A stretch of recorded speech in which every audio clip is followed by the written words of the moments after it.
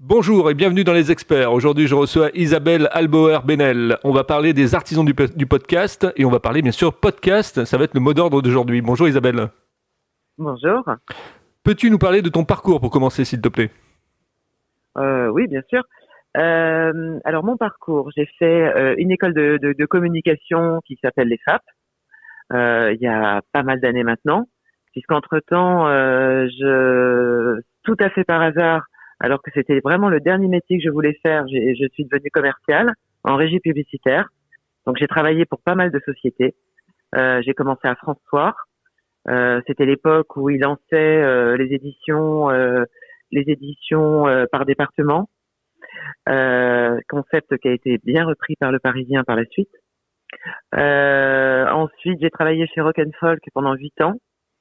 Et là, je me suis quand même bien amusée. J'avais une vingtaine d'années à l'époque. Ensuite, je suis allée... j'ai fait un très très court passage en radio chez Skyrock. J'ai détesté. Ça s'est pas bien passé du tout. Donc, je suis revenue dans la presse. Et puis ensuite, j'ai travaillé pour le groupe Hachette Philippe Aki, qu'on appelle aujourd'hui Lagardère Active Publicité. Et j'ai dirigé une cellule pour le groupe Bayard Presse, où j'ai géré tous les titres de presse jeune. Et puis ensuite, j'ai travaillé chez Goemio pour le guide et pour le magazine. Et ensuite le lancement du Monde 2 avec les frères Siegel, qui est aujourd'hui le M Magazine, le supplément week-end du Monde. Et puis ensuite j'ai travaillé également pour la presse gratuite chez Métro News. À l'époque c'était Métro International. J'ai à peu près 1 an et demi. Je suis retournée chez France Soir aussi. Et puis j'ai terminé, en tout cas ce travail-là, je l'ai terminé aux Inrock, où j'y suis restée 8 ans et demi. Et parce que j'ai évolué dans l'univers de la musique depuis que je suis née, mes parents étaient disquaires, éditeurs de musique, ma mère vendait de la haute fidélité, et bien tout ça a fait que j'ai écouté la petite voix dans ma tête, et je me dis ça suffit, je veux faire quelque chose qui me plaît, qui m'éclate. Et donc, je cumule tout ce que j'ai appris en régie publicitaire, puisqu'en fait, les régies publicitaires, c'est pas seulement vendre de la pub, c'est aussi faire du storytelling, des contenus pour des marques, monter des opérations spéciales, faire des événements. C'est plein de choses comme ça. Et donc, j'utilise déjà toutes ces connaissances-là, plus mon amour pour le son. Et aujourd'hui, j'ai une société de production de podcasts à destination des marques depuis 2 ans. Ok, alors on va parler du podcast. Pourquoi tu t'es lancé dans le podcast? Pourquoi tu as cru au podcast? Alors déjà, il y avait l'amour du son, c'est ce que je viens de dire là. Ça a été pour moi une suite logique. Et puis on commençait à en parler. Moi, j'avais quand même pas mal suivi un petit peu tout ce qui se passait déjà aux États-Unis, puisque c'est surtout aux États-Unis que ça a explosé à l'époque. Donc ça date d'il y a à peu près 3 ans environ. Et j'avais suivi une société qui s'appelait Box Son, qui a été montée par Pascal Clark? Pascal Clark, tout à fait. Et je trouvais ça génial. Et moi, ça me permettait aussi de passer de l'autre côté, ne plus être commercial et passer plutôt côté écriture. Et puis c'est vrai que ça faisait déjà des années qu'on me disait que j'avais une voix pour faire de la radio, etc. Et donc, avant de monter cette société, j'ai appelé une radio numérique par l'intermédiaire d'un ami et j'ai commencé à parler un peu dans le micro, etc., à écrire, à faire des petits podcasts et ça m'a plu et ça a été, entre-temps, c'était une aventure, hein, on sait tous, tant qu'il n'y a pas de business, tout le monde est ami, hein, c'est toujours comme ça que ça se passe. Donc, tous les acteurs actuels du podcast, on s'est tous suivis énormément au départ. Que ce soit les plateformes d'écoute, que ce soit les boîtes de production, les podcasteurs ou podcasteuses, etc. Et c'était vraiment une aventure, quoi. Voilà. D'accord. Alors tout à l'heure tu parlais d'un petit passage effectivement à Skyrock. C'était dans quelle période ça? C'était la grande époque de Skyrock où il y avait effectivement les jingles d'Alain Dorval? Non, c'était l'époque de Skyrock, lorsque Skyrock était totalement intégré au groupe Lagardère Active Publicité, c'est-à-dire avec Europe 1.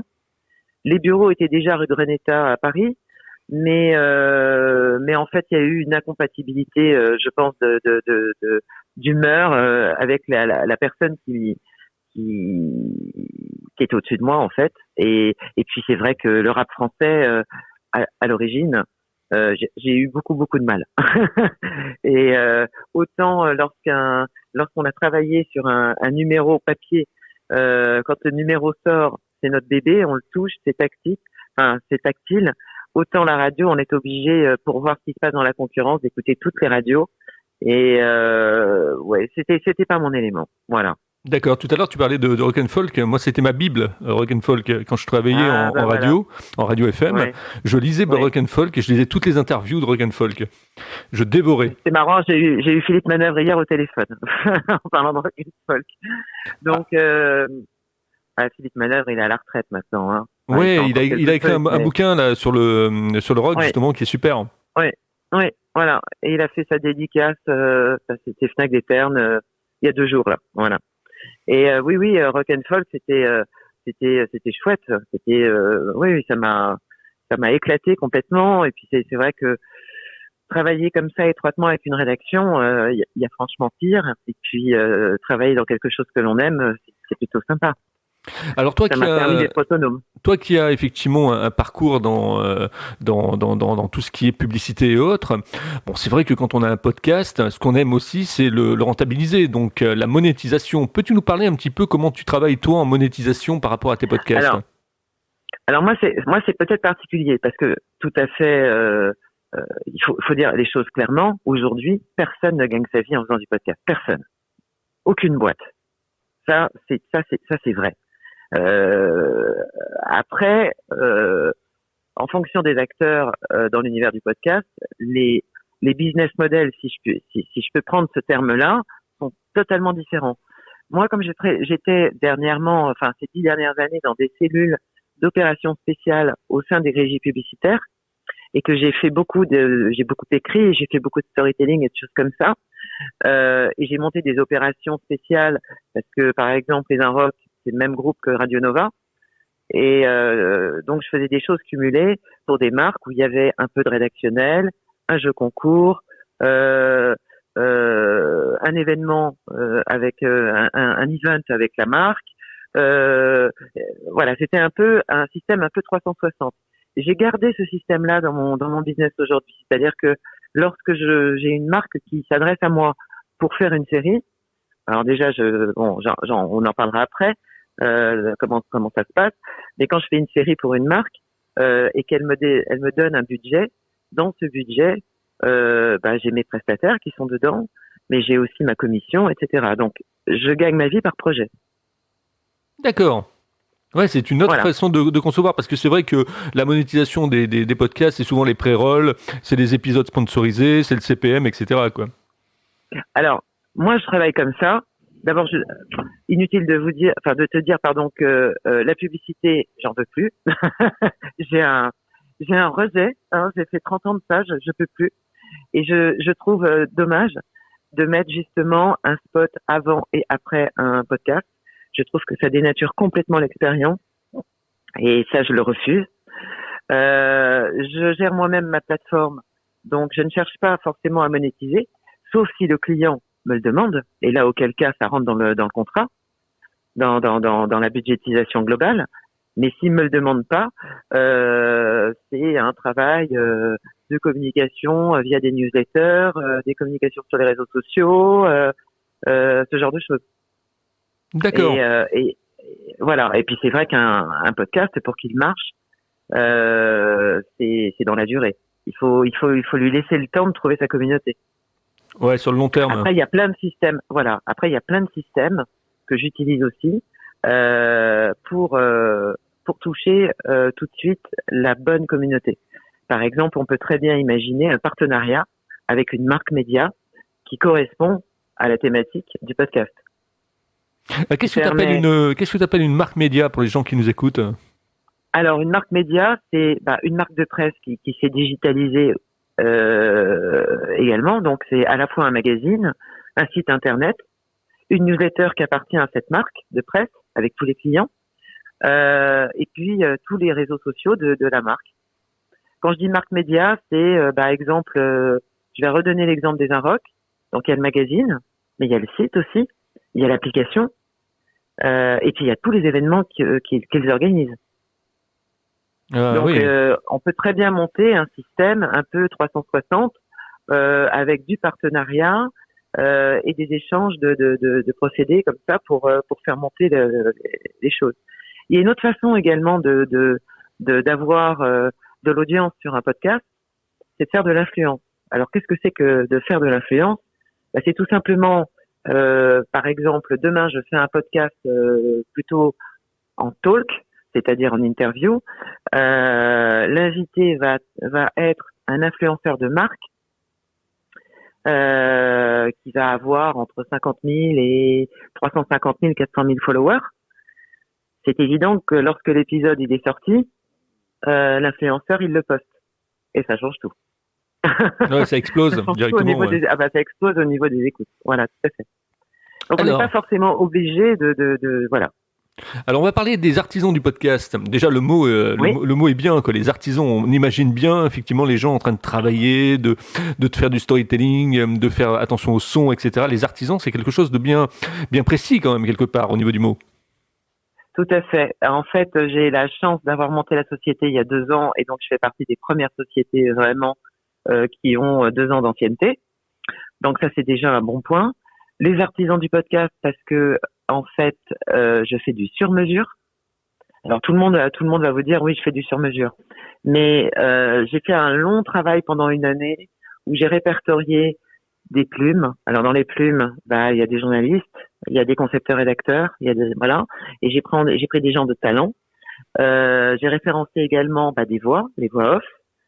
J'ai référencé des musiciens pour faire des musiques originales pour les introductions, enfin les jingles, etc., etc. Et même des photographes parce que c'est clairement je ne fais pas de podcast vidéo, c'est essentiellement de l'audio. Mais je trouve que d'associer de l'image au son, ça a du sens. Ça a du sens, ça raconte une histoire. Enfin, c'est voilà. Donc, je sais plus ce que je disais. J'ai un petit trou. Ouais, tu disais l'association entre le son et l'image. Oui, voilà, le son et l'image. Et mais par contre, je sais plus où je voulais aller. C'est pas grave, je vais te poser une autre question. Ouais. En fait, aujourd'hui, qu'est-ce qui fait qu'un podcast marche? Quelles sont les tendances? Il y a l'interview, il y a le documentaire, il y a le récit, il y a les faits divers. Alors, j'ai envie de dire, à l'origine, ce qui a marché en France, c'était d'abord la liberté d'expression. Donc, toutes ces jeunes filles qui faisaient des podcasts sur les genres, ce qu'on appelle les genres aujourd'hui, sur je sais pas moi, ça peut être l'homosexualité, ça peut être le racisme, tous ces sujets un peu délicats. Le podcast est encore un des rares médias entre guillemets avec lequel on a vraiment une liberté d'expression. Je sais pas si ça va durer, mais c'est le cas aujourd'hui. Donc au départ, ce qui va vraiment marcher en France, c'est ça. Et puis c'est toutes les affaires, toutes les histoires autour des criminels, les affaires policières, tous ces trucs-là, ça marche très très bien. Et puis il y a eu un moment aussi avant la pandémie, les comédiens de cinéma ont commencé aussi à faire du podcast, notamment donc là pour le coup des fictions. Donc ça aussi, ça a bien marché. Et aujourd'hui, en termes de développement, il y a un boulevard, hein, évidemment, que ce soit en communication externe ou interne. C'est-à-dire qu'en fait, ça peut être tout simplement une communication pour créer une nouvelle communauté ou pour augmenter, tout dépend de l'objectif, ou augmenter l'audience du site de la marque, etc., ou de faire de l'influence. Et puis ça peut être aussi de la communication interne. Exemple, une énorme entreprise, une grosse holding qui a des filiales un peu partout en France, ça peut permettre de fédérer des salariés pour communiquer sur l'actualité de la société, je dis n'importe quoi, le président qui s'adresse aux salariés, les success stories des salariés, etc., etc. Et ça peut être aussi, n'oublions pas, même si c'est pas très sexy, comme le podcast s'écoute à 95%, j'allais dire, avec des écouteurs ou un casque, on a les mains libres et ça peut être des tutos. Ah ouais, c'est sympa les de tutos. bricolage. Tout à fait. Ah bah ouais, voilà. Pour l'instant, c'est pas vraiment encore développé, mais bon, il y a. Et puis on s'est aperçu aussi d'autre chose, c'est que le podcast peut, il y a des chiffres qui le montrent. C'est Havas Paris qui avait fait cette étude. Il y a une étude qui montre que sur un podcast d'actualité, par exemple, ou sur une marque, on peut faire changer d'avis l'auditeur. Quand un auditeur a des préjugés sur quoi que ce soit, il peut complètement changer d'avis après avoir écouté un podcast. Un média d'opinion, c'est quoi. Vrai. Ouais, tout à fait. Donc, tout dépend. En fait, des podcasts, il en existe plusieurs sortes. Ça peut être une fiction, ça peut être une narration, ça peut être du talk, donc de l'interview. Ça peut être, pourquoi pas, du micro-trottoir. Ça peut être beaucoup, beaucoup de choses. Donc, en fonction des objectifs du podcast, notre travail, c'est justement d'identifier tout cela, d'identifier une cible, parce que une fois qu'on a identifié la cible, le format d'écriture sera différent. Et tout passe par l'écriture. Même si on parle de son, tout passe par l'écriture. Il faut que ça soit extrêmement bien écrit. Alors justement, le coût, on va en parler, le coût d'un podcast, aujourd'hui en moyenne, ça revient à combien un podcast à produire ? C'est impossible de répondre. C'est impossible de répondre parce que typiquement, tu me dis demain, tiens, je veux faire un podcast avec toi, j'aimerais beaucoup avoir Edouard Baird en voix off. C'est évident que si on met Edouard Baird en voix off, ça va coûter une blinde. Si c'est une voix off, le choix de la voix va être déterminant. Le choix de la musique pour le jingle, parce que il y a très peu de gens qui prennent le risque de mettre une musique d'un groupe pour des histoires de droits d'auteur. Donc en général, on s'adresse plutôt à un artiste, un musicien. On lui fait un petit brief en lui disant je dis n'importe quoi, je veux que tu me fasses un truc genre Woodkid, je dis n'importe quoi, hein. Et puis il va faire une nouvelle composition. Bon ça faut l'acheter évidemment. Donc je dirais que le podcast qui coûte vraiment pas cher, c'est le talk. Parce que le talk, c'est quelque chose qui est relativement simple. On n'a pas besoin d'aller en studio. J'ai moi-même un studio mobile, je me déplace, j'ai du bon matériel, et puis c'est pas compliqué. On n'est pas dans quelque chose de complexe. Après, si c'est une fiction, c'est évident que là, une fiction, ça coûte beaucoup plus cher, puisqu'il va y avoir des comédiens, il va y avoir des voix off, il va y avoir la musique aussi, etc. L'écriture, tout ça, ce sont des coûts.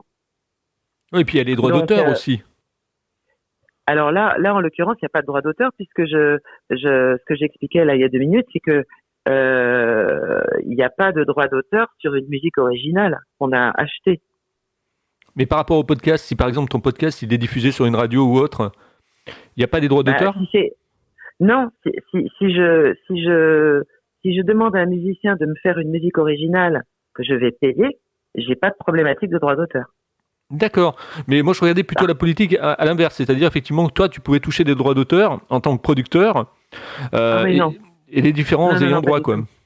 Non, alors justement c'est un peu le problème, c'est que maintenant que je suis là depuis 2 ans, je reçois une quantité astronomique de CV de podcasteurs ou de podcasteuses qui veulent se lancer et qui cherchent à être produits.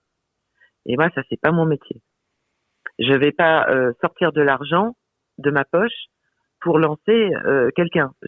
C'est pas du tout ce que je fais. Je vais plutôt produire un podcast pour lequel j'ai un budget qui part d'une marque, que ce soit une marque, ça peut être une radio, ça peut être je sais pas, de la toilette beauté, de l'automobile, enfin peu importe, mais ça passe par un budget global. Donc du coup, j'évite de prendre des musiques d'artistes connus parce que j'ai pas réglé le problème de la SACEM. Je l'ai pas réglé encore. Il faut que je me renseigne, mais c'est pas encore très très clair hein, de ce côté-là. Euh, ça avance sûrement, mais doucement. Voilà. Quand je dis c'est pas très clair, c'est pas de mon côté, c'est pas très clair à la SACEM. Oui, oui, tout à fait, oui, oui. Bah, Voilà. ça a été difficile avec les web radios il y a une époque. Maintenant, effectivement, ils sont entrés dans le cadre. Mais c'est vrai qu'au niveau des podcasts, moi, c'est un peu nouveau. Donc, le temps qu'ils se Voilà. mettent au diapason, quoi. Voilà. Alors après, entre nous, parfois on peut prendre le risque de prendre un petit bout de musique, etc. Si effectivement on est sur un projet personnel et qu'on sait pertinemment que ça va pas dépasser 2000 écoutes. Alors, 2000 écoutes, c'est pas là, il commence à y avoir vraiment des indicateurs quand il y a vraiment de l'audience, quoi. ouais, j'aimerais qu'on parle également de la régularité, parce que ce qui fait effectivement Ouais, la force d'un podcast, c'est la régularité. tout à fait. Alors effectivement, un podcast, c'est d'abord un rendez-vous, un rendez-vous qu'il faut définir auprès de sa communauté. Et la régularité est vraiment importante. D'abord, d'une part, pour que l'auditeur ou l'auditrice, une fois qu'elle a écouté le premier épisode, elle a envie de s'abonner. Et à partir du moment où elle s'est abonnée, de toute façon, il y a des notifications qui s'installent dès qu'il y a un nouvel épisode. Au niveau des plateformes, aujourd'hui, toi qui es dedans depuis 2 ans, Mmh. que tu traites ça tous les jours, quelles sont les plateformes qui ont le vent vraiment en poupe et qui permettent effectivement de pousser un podcast? Alors, il y a deux plateformes qui sont vraiment loin devant les autres et elles sont clairement en guerre toutes les deux. C'est Apple Podcast et Spotify. Là, c'est la guerre. C'est la guerre entre les deux. Et après, il y a toutes les autres. C'est-à-dire qu'aujourd'hui, il y a plein de plateformes qui s'y mettent. Il y a Google Podcast, il y a Amazon Music, il y a Deezer? Deezer. Ouais, Alors Deezer Deezer, ils aussi, sont loin ouais. derrière. Voilà. Il y a Deezer. Et puis après, il y a plein de petites plateformes, Stitcher, etc., etc. Bon, moi, il y a des... Mais bon, les trois principales, j'ai envie de dire, c'est devant Deezer, hein, d'ailleurs, c'est Google en troisième, mais c'est Apple, Spotify et Google. Google, parce que Google, ça peut permettre à des gens qui ne maîtrisent pas trop la partie tech pour aller chercher le podcast, ça leur facilite les choses. Il suffit de taper simplement dans le moteur de recherche de Google le titre du podcast en indiquant podcast et on arrive sur un lecteur. Ouais, tout à fait. Il y a une sorte C'est très important parce de que, petit rectangle où on oui, voit les voilà, podcasts à l'intérieur. voilà. Et ça, c'est vraiment important parce qu'il y a encore tout un travail à faire, en tout cas en France, euh, euh, pour, euh, pour, euh, pour apprendre, pour montrer comment on fait pour trouver un podcast. Parce que le problème aussi en France, c'est qu'il y a plusieurs normes. Il y a la norme IAB comme aux États-Unis, mais il y a d'autres normes à côté. Ce qui fait qu'aujourd'hui, pour mesurer les audiences, c'est très compliqué. Très, très compliqué. Euh, Aux États-Unis, tout est lissé. En France, pas du tout. Du coup, euh,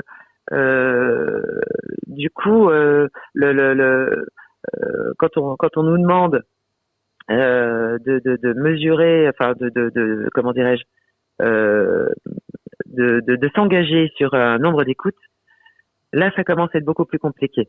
Beaucoup plus compliqué, c'est toute une autre forme de travail. Il faut sortir ce qu'on appelle les KPI, donc c'est des trucs de cible, et il faut communiquer tout le temps, tout le temps, tout le temps. Lorsque le client a le budget, bah, on peut aussi faire appel à des outils qui permettent justement de multiplier les audiences. Mais ce sont des outils qui coûtent encore très cher. C'est quoi comme outil? Alors par exemple, alors déjà, alors c'est tout récent, mais c'est un outil qui. Alors, d'abord, je vais expliquer en quoi il booste. Cet outil, il permet en fait il a des deals avec toutes les marques de presse. Ce que je disais tout à l'heure. Je dis n'importe quoi, il va y avoir du Elle, du Marie-Claire, de l'Express, du Point, etc. Et en fonction de la thématique du podcast, moyennant finance, euh, ce podcast est hébergé sur les sites de ces marques. Et donc, va chercher euh, son cœur d'audience. Vous voyez ce que je veux dire? Ouais, je vois, ouais, mais ça doit coûter une Voilà. blinde, ça. ça coûte cher. Y a quelqu'un qui m'a fait une proposition il y a pas longtemps et j'ai juste halluciné. Pour avoir 8000 écoutes sur un épisode, faut payer 10 000 balles. Ouais, c'est énorme. Hein. C'est énorme. Donc, s'il y a une marque qui, comment dirais-je, si une marque a le budget pour le faire, et ben voilà. Mais sinon, c'est vraiment. Alors, je cherche le nom là, tout en discutant. Le nom de la société, j'avoue, j'ai un trou. J'ai oublié. Ça me reviendra. J'en parlerai tout à l'heure.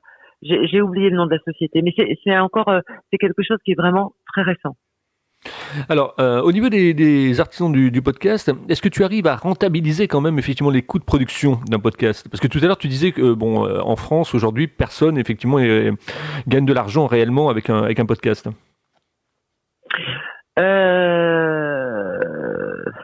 Les coûts de production, ils sont définis déjà à la base, parce qu'on le sait, et on a toujours une petite marge d'erreur au cas où, parce que ça se passe jamais comme on veut évidemment. Mais non, la seule chose qui peut être embêtant, c'est par rapport à la pandémie, on va y revenir. Lorsqu'on a une régularité en termes d'épisodes et que les gens tombent malades, eh bien ça décale les sorties parce qu'on peut pas enregistrer. Donc ça c'est là qu'on est en train de faire tous les deux, je le fais pas du tout en podcast par exemple. Je n'enregistre pas à distance, jamais. J'enregistre vraiment la qualité sonore du podcast est très très importante. Si le podcast est mal enregistré, il n'y a pas d'écoute. Il faut vraiment un confort d'écoute. C'est vraiment important. Faut pas oublier que c'est un outil où on est dans de l'immersion, on est dans l'intimité, on est dans quelque chose en plus qui est vraiment dans la tendance aujourd'hui, c'est-à-dire que le podcast est a une faculté d'avoir un taux d'engagement très fort, c'est-à-dire qu'en fait, c'est un peu la politique de Netflix, c'est un contenu qu'on va aller chercher et qui n'est pas imposé. Et puis l'autre intérêt du podcast aussi, c'est que alors qu'on est dans un monde où on a une saturation des écrans, une saturation aussi des informations, notre cerveau il n'y arrive plus. D'ailleurs, je pense toujours à ce livre écrit par Bruno Patino qui s'appelle La tempête dans le bocal, sachant qu'on est la nouvelle civilisation du poisson rouge. De mémoire, le poisson rouge a 8 secondes d'attention, l'être humain 7, un truc comme ça. Je me trompe peut-être de 1% ou 2, mais c'est à peu près ça. L'avantage du podcast, c'est que lorsque vous écoutez un podcast, vous êtes vraiment concentré sur le podcast. Si vous regardez un écran, exemple la télé, enfin moi je suis un exemple typique, mais je pense qu'on est tous un peu comme ça. Il y a une tablette sur une table, où il y a mon téléphone dans la main. Je vais regarder les réseaux sociaux tout en regardant un film. Je vais pas avoir la même attention. Voilà. D'accord. Oui, moi, par exemple, quand j'écoute un podcast, il m'arrive effectivement de faire des recherches sur Google en même temps, quoi. Parce que j'écoute ce qui se dit, donc je suis attentif. Par contre, si c'est une vidéo, c'est pas la même chose, quoi. Hein. On a besoin de regarder l'image, quoi. Ouais. Voilà, c'est ça. Et ça, c'est un bon point. Et puis, il y a autre chose aussi très important, c'est que le coût de production d'un podcast est bien moins cher qu'un coût de production de vidéo, hein, aussi. Sauf cas extrême, encore une fois, où on veut une voix off extrêmement célèbre, une voix vraiment avec une identité vocale. Bon, là, c'est sûr qu'on est obligé de passer par un agent et les prix sont très chers. Mais il y a plein de jolies voix qui sont abordables. Voilà. Alors, je vais te poser la question marqueur des experts, hein, celle effectivement qui amuse mon audience. Comment tu trouves ma façon d'interviewer les gens, Isabelle? Eh ben, je la trouve plutôt sympathique. Échange, c'est un échange. Ça fait un peu. Je trouve que c'est quelque chose d'assez naturel. C'est une conversation, voilà. On est dans quelque chose, je veux pas dire intime, mais plutôt assez décontracté. Déjà avec le tutoiement déjà. Et puis voilà, c'est un échange entre deux personnes pendant 30 minutes. Alors, je vais te poser une autre question. Quelle est ta journée type? Comment une journée type se décompose chez Mm. toi? Du matin jusqu'au soir, par exemple, Ouais, qu'est-ce que tu fais? ouais, bah alors, dans les métiers de production, il n'y a pas de journée type. J'aimerais beaucoup. C'est-à-dire que idéalement, j'aimerais faire, mettons, le matin de la prod, du montage, du mixage, etc., et l'après-midi du commercial. Mais ça ne se passe jamais comme ça. On fait tout en même temps. Parce que je peux être en montage et puis recevoir des mails où il faut que je réponde à un brief tout de suite. Euh, il n'y a pas vraiment. Si je devais essayer de dire une journée type, je m'installe à mon bureau le matin, je commence par regarder toutes les newsletters, je regarde un peu ce qui se passe dans la presse, et puis je vais me balader aussi sur des sites de marques qui m'intéressent. Je regarde ce qu'ils font, où ils en sont, etc. Et puis après j'attaque ce que j'ai en production. J'attaque également tout ce qui est communication réseaux sociaux parce que c'est important aujourd'hui. Et puis je prends des rendez-vous aussi. Alors idéalement bien sûr en physique, mais comme tu le sais de plus en plus c'est que de la visio, c'est insupportable. On n'a pas tellement le choix. Donc voilà, beaucoup de rendez-vous et des séances d'enregistrement, des séances de mixage. Voilà, c'est à peu près tout. Des séances de brainstorming sur comment on voit la suite. On va étudier aussi les écoutes de nos podcasts. Pourquoi ils sont écoutés de telle heure à quelle heure, de telle heure à telle heure. Est-ce que c'est plutôt un profil masculin, féminin? Est-ce qu'il y a des gens qui ont décroché, je dis n'importe quoi, au bout de 15 minutes sur un truc qui fait 30? Tous ces éléments-là permettent de rectifier le tir et de prendre en considération un certain nombre de choses pour s'améliorer. Pour les gens qui nous écoutent et qui ont envie de se lancer dans le podcast, quelles sont les erreurs à éviter, toi qui es une experte dans le domaine? Bah déjà, l'erreur, tout le monde pense que le podcast c'est facile et tout le monde veut se lancer dans le podcast. Là, pour la 3e ou 4e année consécutive, le festival, le Paris Podcast Festival, il est blindé de chez blindé. Il y a plein de gens qui veulent se lancer. Si j'avais déjà un conseil à donner, c'est que lorsqu'on veut faire un podcast, il faut d'abord tout poser sur une feuille de papier et il faut structurer son travail et penser vraiment à la construction du podcast de manière à pouvoir enregistrer tout ce dont on a besoin. Et puis il faut faire des tests avec son appareil. Donc les appareils enregistreurs, il y a un peu de tout. Moi, j'utilise un Zoom, mais il y a d'autres marques. Il y a plein il faut se familiariser avec l'appareil, avec tous les réglages, et il faut faire des tests. Parce que si l'enregistrement il est foutu, j'ai typiquement, je vais pas donner son nom, mais un scénariste qui m'a demandé de l'aide sur un podcast. Il est parti au Liban, il a fait des interviews, il n'avait jamais enregistré de sa vie. Bon, ses enregistrements sont pourris, on peut rien faire avec, rien. Quand l'enregistrement est pourri, c'est pas possible. Et puis, je déconseille fortement également dans du talk d'enregistrer dans un restaurant, ou dans une pièce où il y a de l'écho, etc. Parce que tout ça, d'abord, ça enlève une qualité d'écoute et d'attention. Il vaut mieux enregistrer l'ambiance du café à part et enregistrer l'interview au calme et faire un montage par la suite. Ça, c'est déjà beaucoup plus quali que d'enregistrer comme ça dans un lieu bruyant. Qu'est-ce que je pourrais donner comme autre conseil? Qu'il faut pas se décourager, que les audiences, elles arrivent pas comme ça du jour au lendemain. On n'est pas dans un spot publicitaire, on est dans quelque chose qui met du temps, qui s'installe avec le temps. Donc, qui dit podcast dit durée. Donc, il faut pas faire un podcast avec quelques épisodes, ça sert à rien. Il faut le faire durer. Il faut qu'il y ait beaucoup d'épisodes. Il faut vraiment travailler son audience et après ça paye, bien sûr. Il y a un temps, il y a un temps, il y a une durée approximative qu'on connaît effectivement pour qu'un Oui. pour qu'un podcast Alors, effectivement se propulse. j'ai envie de dire, il y a des tendances pour tout. Alors, il y a des gens qui font des podcasts de 2 heures, 3 heures. Très honnêtement, moi, j'en ai jamais écouté. C'est trop long. Je crois que le maximum que j'ai dû faire, c'était 1h30 et c'était Philippe Manœuvre. Mais sinon, la tendance, c'est un peu comme Netflix, j'ai envie de dire. Netflix est un très bon indicateur. C'est-à-dire qu'en fait, aujourd'hui, la tendance, c'est les mini-séries.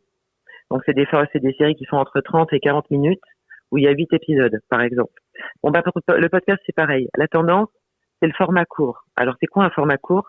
Ça peut être 1 minute, même si 1 minute, c'est pas réellement du podcast, mais bon, en disant de 1 minute jusqu'à 20 minutes max. Ça, c'est un format court. D'accord. Passer les 20 minutes, c'est plus compliqué. Mais cette tendance, on peut la voir aussi un peu partout, hein. Il suffit de voir aussi comment sont construits les magazines aujourd'hui. Il y a plein de petits encadrés avec des choses courtes, etc. On est dans la réduction de temps et d'information, hein. On est quand même dans cette tendance-là. Alors après, parallèlement, il y a des médias qui sont là pour ça, pour aller creuser et approfondir un sujet. Mais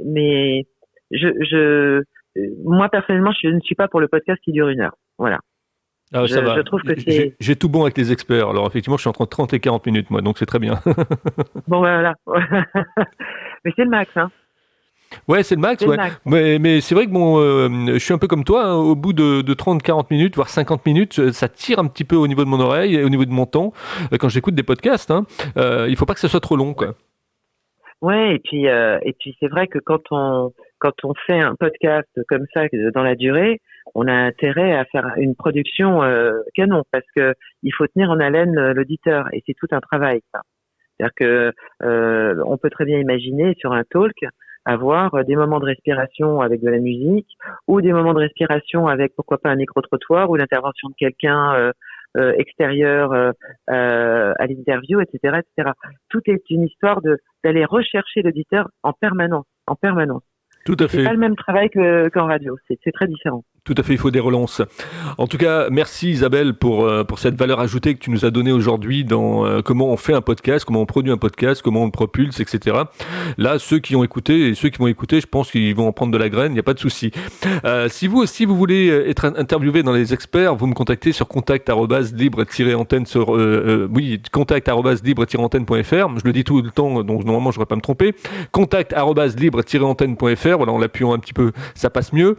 Et n'oubliez pas de partager aussi l'interview d'Isabelle, c'est important, de la commenter, et puis aussi de mettre des petites notes sur les plateformes de podcast, ça permet d'avancer plus vite. Merci Isabelle. Pour effectivement les gens qui auront envie de continuer à discuter avec toi après cette interview, parce qu'ils ont été séduits par rapport effectivement à cette valeur ajoutée que tu leur as donnée, comment ça se passe sur les réseaux sociaux, comment on rentre en contact?